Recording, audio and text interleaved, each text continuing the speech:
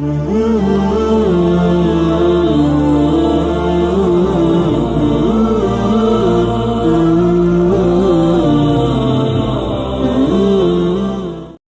من الشيطان الرجيم. بسم الله الرحمن الرحيم. صبغة الله ومن أحسن من الله صبغة ونحن له عابدون. قل أتحاجوننا في الله وهو ربنا وربكم ولنا أعمالنا ولكم أعمالكم ونحن له مخلصون. أم تقولون إن إبراهيم وإسماعيل وإسحاق ويعقوب والأسباط كانوا هودا أو نصارى. قل أأنتم أعلم أم الله ومن أظلم ممن كتم شهادة عنده من الله وما الله بغافل عما تعملون. تلك أمة قد خلت لها ما كسبت ولكم ما كسبتم ولا تسألون عما كانوا يعملون. صبغت اللہ، اللہ کا رنگ، اللہ کے دین کا رنگ. ومن احسن من اللہ صبغہ، اللہ کے رنگ سے کس کا رنگ بہتر ہو سکتا ہے. ونحن له عابدون، اور ہم اسی کی عبادت کرنے والے ہیں. قل کہہ دیجئے اتحاجوننا فی اللہ، کہ تم ہم سے جھگڑا کرتے ہو اللہ کے معاملے میں، حالانکہ وہ ربنا و ربکم، وہ ہمارا بھی رب ہے اور تمہارا بھی. ولنا اعمالنا ولکم اعمالکم، ہمارے لیے ہمارے اعمال اور تمہارے لیے تمہارے اعمال. ونحن له مخلصون، اور ہم اسی کے لیے مخلص ہیں. ام تقولون، کیا تم کہتے ہو کہ ان ابراہیم و اسماعیل و اسحاق، کہ بے شک ابراہیم، اسماعیل اور اسحاق اور یعقوب اور ان کی اولاد، کانوا ہودن او نصارا، وہ یہودی تھے یا نصرانی تھے. قل کہہ دیجئے اانتم اعلم ام اللہ، کیا تم زیادہ جانتے ہو یا اللہ. ومن اظلم ممن کتم شہادۃ عندہ من اللہ، اور اس سے بڑا ظالم کون ہوگا جو چھپائے شہادت عندہ، جو اس کے پاس امانت ہے، من اللہ، اللہ کی طرف سے.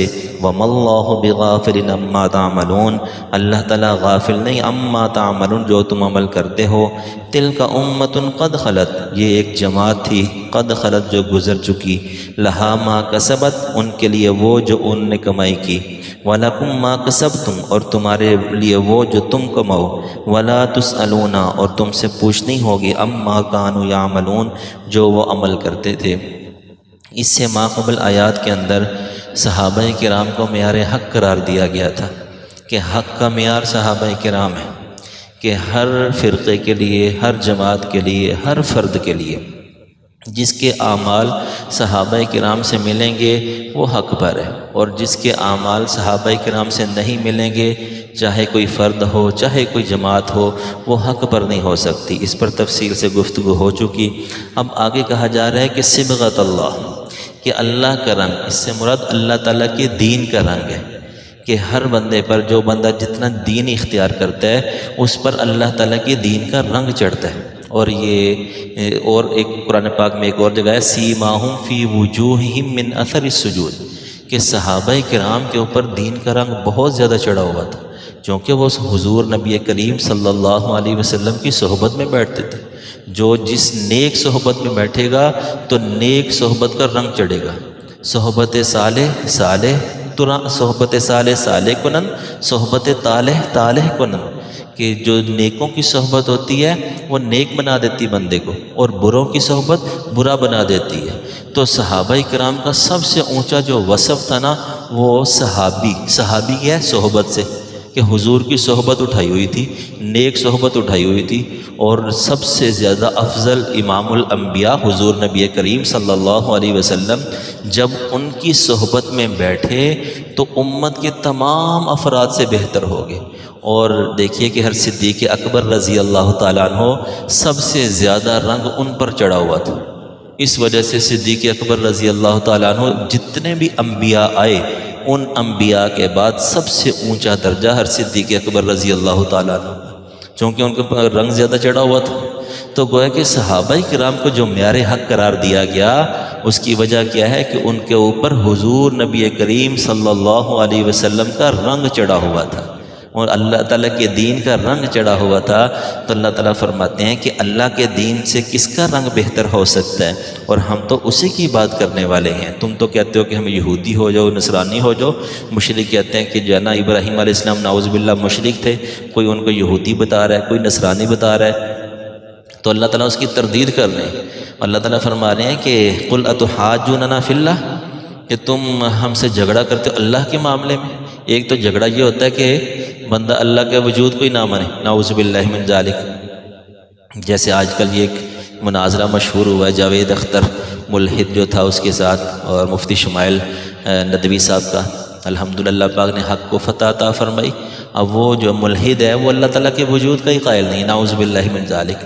اب دیکھیے کہ بندے پر اس قدر جو ہے نا وہ مبہوت ہو جاتا ہے، اور اس قدر مہر لگ جاتی ہے کہ بندہ پیدا کرنے والے کا ہی منکر ہو جاتا ہے، نعوذ باللہ۔ اب دیکھیے کہ بظاہر دیکھا جائے تو جناب بہت بڑا دانشور کہلاتا ہے، بہت بڑا عقل مند کہلاتا ہے، بہت بڑا شاعر کہلاتا ہے، اور دیکھنے کو دیکھیے کہ یہ، اور اللہ تعالیٰ معاف میں حال یہ ہے کہ اللہ کا ہی منکر ہے۔ بندے کے اوپر بہت بڑی یعنی کہ اللہ تعالیٰ کی مار پڑی ہو نا، تو وہ اللہ کا ہی منکر ہو جاتا ہے، نعوذ باللہ من ذالک۔ تو یہ تو اللہ تعالیٰ کا فضل ہے کہ اللہ تعالیٰ نے بیٹھے بٹھائے ہمیں دین دے دیا، ہم نے کون سی تگدو کی ہے۔ اب شیطان جو ہے نا پھر جکڑ لیتا ہے، شیطان بندے کو ایسا جکڑ لیتا ہے کہ اس کو چھوڑتا ہی نہیں ہے۔ اور یہ ہدایت ویسی اللہ تعالیٰ کے فضل سے ہوتی ہے۔ آپ صلی اللہ علیہ وسلم کس قدر فکر مند تھے، پریشان تھے جناب ابو طالب کے لیے کہ وہ ہدایت پر آ جائے، چونکہ ان کے بڑے احسانات تھے۔ اتنی فکر کے باوجود جب دیکھا کہ وہ ہدایت پر نہیں آ رہے، تو اللہ نے فرمایا کہ لیس علیک ھداھم، کہ آپ کے ذمہ ہے ہی نہیں، یہ ہدایت تو اللہ تعالیٰ کے ہاتھ میں۔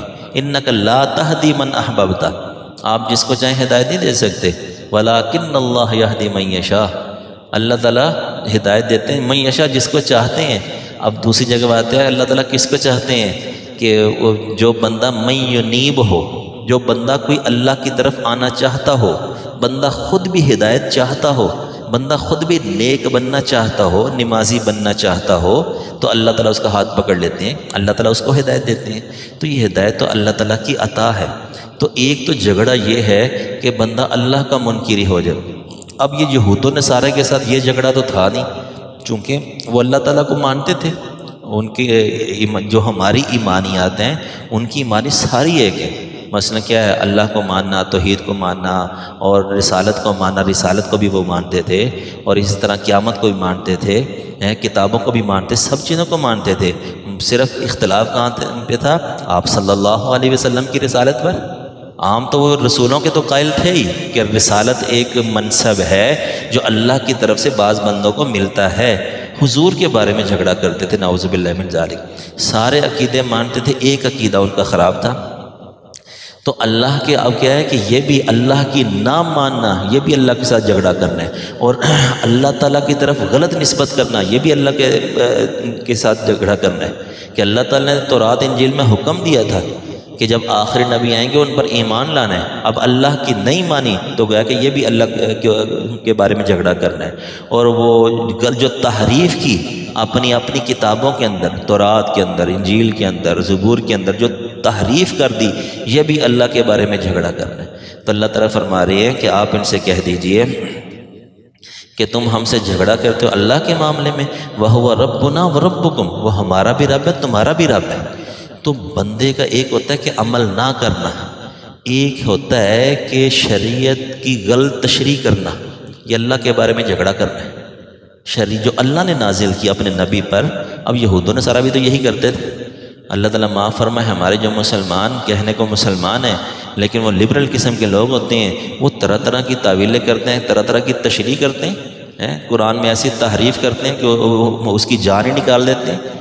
تو اس وجہ سے کسی بھی شریعت کے حکم کے بارے میں، شریعت کے حکم کا مذاق اڑانا یا اس کی غلط تشریح کرنا، یہ اللہ کے بارے میں جھگڑا کرنا ہے، جو کہ یہود و نصارہ بھی کرتے تھے۔ یہ نہیں تھے کہ وہ اللہ کے منکر تھے، اللہ کو مانتے تھے، صرف غلط تشریح کرتے تھے۔ تو کہہ دیجئے کہ تم ہم سے جھگڑا کرتے ہو اللہ کے معاملے میں، ہمارا بھی رب ہے، تمہارا بھی رب ہے، وَلَنَا أَعْمَالُنَا وَلَكُمْ أَعْمَالُكُمْ۔ اور پھر آخر میں کیا ہوتا ہے کہ منوانا ہمارے ذمہ نہیں ہے، منوا نہیں سکتے، حجت تام کر سکتے ہیں، دلائل دے سکتے ہیں، تو آخر میں کیا ہے کہ ہمارے لیے ہمارے اعمال، تمہارے لیے تمہارے اعمال، بس اس حد تک۔ اور یہ بھی ذہن میں رکھیں کہ ہر بندہ جو ہے نا، ہر بندہ مناظرہ نہیں کر سکتا، ہر بندہ جو ہے نا یہ نہیں کہتا کہ وہ دوسرے کے ساتھ جناب دین کے معاملات کے اندر وہ اس کو دعوت دینا شروع کر دے، اور یہ نہ ہو خدا نہ خواستہ کہ وہ دعوت دے رہے اور چاہے وہ حق پر رہے، حق پر ہے، دعوت صحیح دے رہے، لیکن کسی نہ کسی بات میں آ کے وہ کیا ہے کہ وہ دوسرا بندہ شکوک و شبہات ڈال دے گا۔ اور ایسا ہو رہا ہے کہ کئی ایسے مسلمان کہ جناب وہ کیا ہے کہ دوسروں کو دعوت دیتے دیتے اپنی تیاری صحیح تھی نہیں، قرآن و حدیث پر خود عبور تھا نہیں۔ اسی وجہ سے ہمارے وہ تبلیغی جماعت والے جاتے ہیں نا، تو وہ ان کو صرف مخصوص چند باتیں سکھاتے ہیں کہ یہ دعوت دینی ہے، یہ نہیں کہ ان کی جناب وہ باتوں کا جواب دینا بھی شروع کر دینا ہے، ہر بندے کو یہ دعوت دینی ہے، یہ نہ وہ خدا نہ خواستہ کہ اس کو دعوت دیتے تھے بندہ خود جو ہے نا پھسل جائے۔ اور ایسے کئیوں کے ساتھ ہوا ہے کہ اگلا بندہ شکوک و شبہات ڈال کے جاتا ہے، اور ان کے ساتھ شیطان کی طاقت بھی ہوتی ہے، تو اس وجہ سے بندہ خود مضبوط نہ ہو تو وہ بھی مبتلا ہو جاتا ہے۔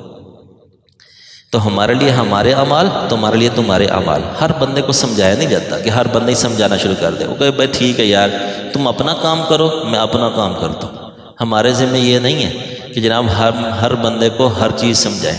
تو یہ ایک بڑا مختصر سا جواب اللہ نے دیا، ہم بھائی ہمارے لیے ہمارے اعمال ہیں اور تمہارے لیے تمہارے اعمال ہیں۔